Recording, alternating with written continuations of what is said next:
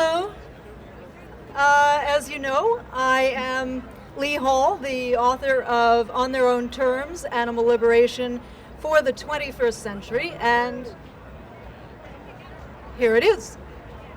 And it's at a lower rate today. If you're interested in getting it today, it's $10. So when I'm out and about, it becomes $10, which is a deal. And I think you'll enjoy it and find some things to disagree with. And disagreeing is great because it gets us thinking. So as well as things to agree with. A conversation, a debate. I think we need as much debate and conversation in our movement as we can possibly get. In a good way, in a positive way. But before I go on, I want us all to really make some joyful noise for our wonderful organizer, every year a stalwart for making this happen, and that is Pamela Rice.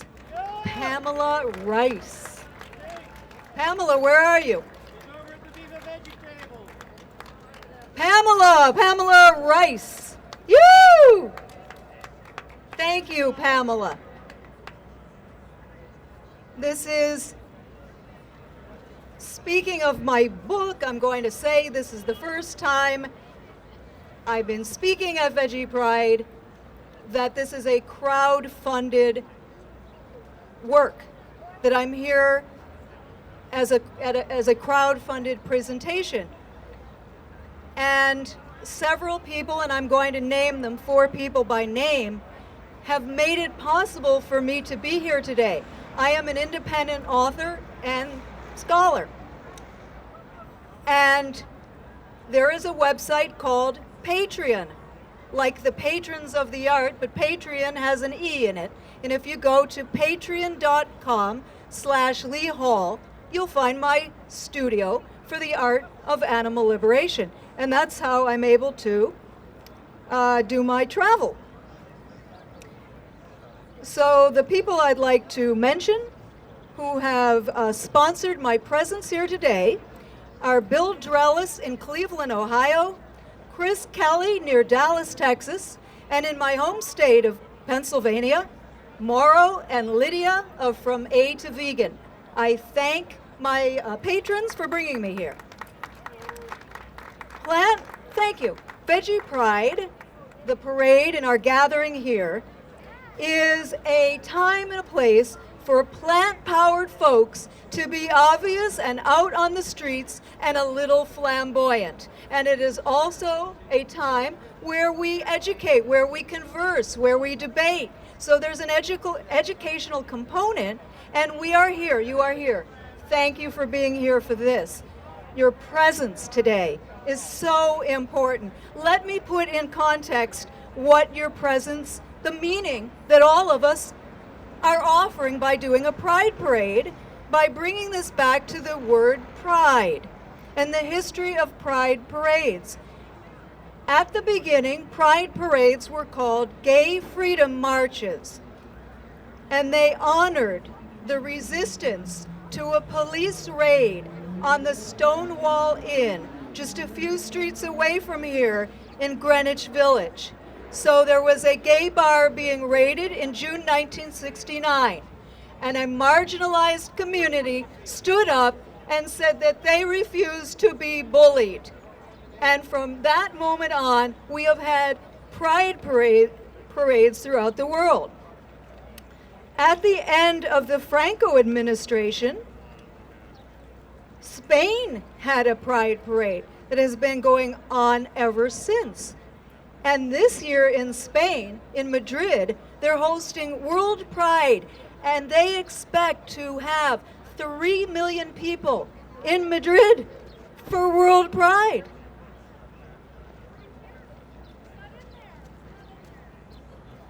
Yay, World Pride Parade in Madrid. Woo! 3 million people.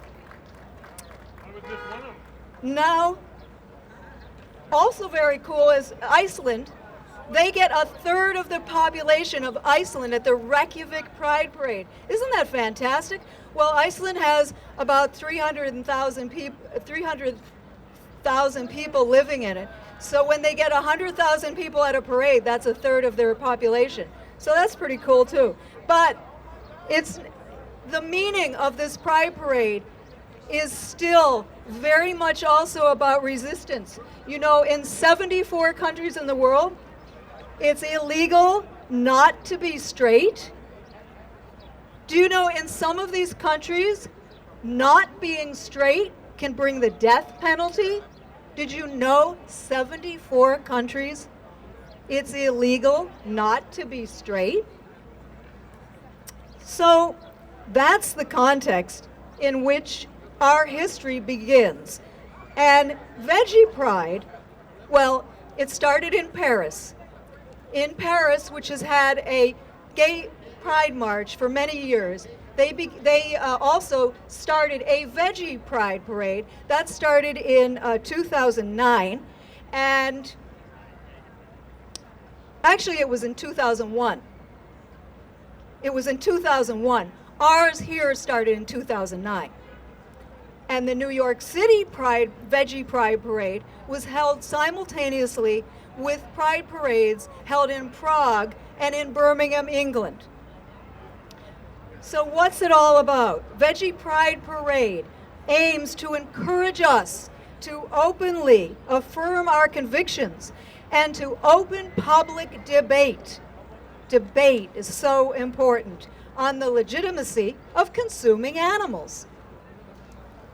And I want to say today that all living beings, whether we are members of a queer community in terms of gender, or whether we are treated as weird because of our respect for other animals, or whether as members of other than human communities, all beings and all groups on this planet today are unsafe. We are all under attack.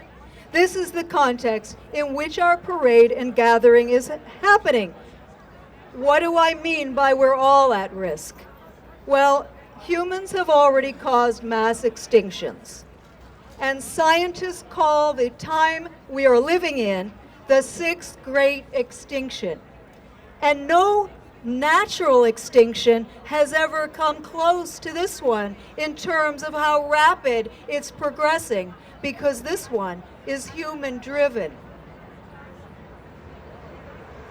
This poses perhaps the greatest threat to our human lives on Earth, because we are connected to everybody else in the bio community, and you can't pull a thread out of the fabric of life without impacting the entire fabric of life on this Earth. And now comes the environmentally ignorant Trump administration calling the shots, affecting local and regional habitats, our riversides, our wetlands, our estuaries, our borderlands, the global biocommunity. What is the remedy for attack? What is the remedy? Our policymakers must focus on basic well-being, beginning by assuring that we are all safe to attain it.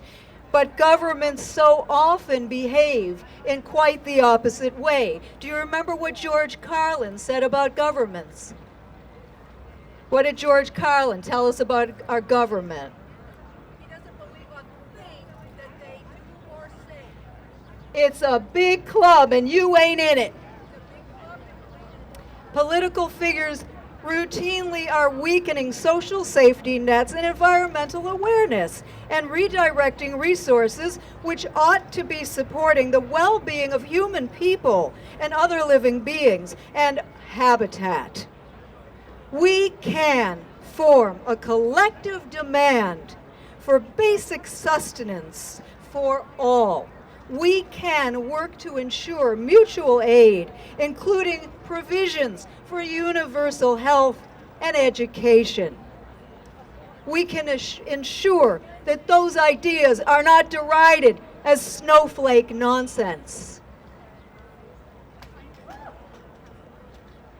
The idea, and it's a vegan ideal, of non-exploitation of animals also commits us to human kindness, support for safe places, making sure that hate has no home here, and that empathy knows no borders. News reports that people are being chased down in churches and sanctuaries trigger in me the feeling that I have when I hear that authorities are chasing down the deer in my local refuge, Valley Forge National Historical Park. When authorities think their job is to menace certain groups of humans or other living communities, humans are bullies. And so many humans are being caught in the menacing net. More still live in fear of becoming the next targets. So it's going to take stamina on our part. Thank you, Pamela Rice, and everybody who is here year after year after year. It's going to take stamina to advance any kind of movement for liberation. That said, people may now be willing to understand the intersections of oppression and to dig for their common root. After all, humans wouldn't be treated like animals if we didn't get in the habit of treating animals so meanly. I mentioned extinctions, and I would like to mention before concluding that we do face one more massive crisis on Earth, and we all know what that is: climate change. And you know, that's another human-driven one. And this is not fake news, this is real news. What I'm about to say comes with a citation. An Oxford cancer prevention study, it had, by the way, 55,000 people, subjects being studied. In the EPIC Oxford study is the name of it. Some scientists looked at dietary greenhouse gas emissions in omnivores and the emissions from people in vegan, diet-related emissions from people who are vegan. It was twice as much for the omnivores. And the citation is Peter Scarborough et al. In Climatic Change 2014. That's really significant. The difference between the omnivore and the vegan diet was the omnivore was double the greenhouse gas emissions. So, and it can't be just a matter of switching to cheese, because cheese has a bigger ecological cost actually than eating chickens. In a summertime, I mean, cheese comes from cows, lactating cows, and in the summertime, a lactating cow will drink 4 times as much liquid as they produce for the owner.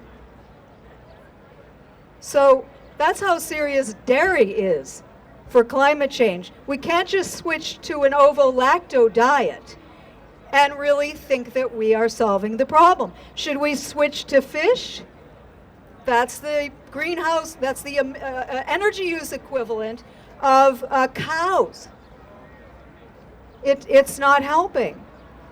So how do we save our seacoasts and our estuaries and our wetlands, our beautiful parks and lands along the Hudson River and the Susquehanna River? How do we do it?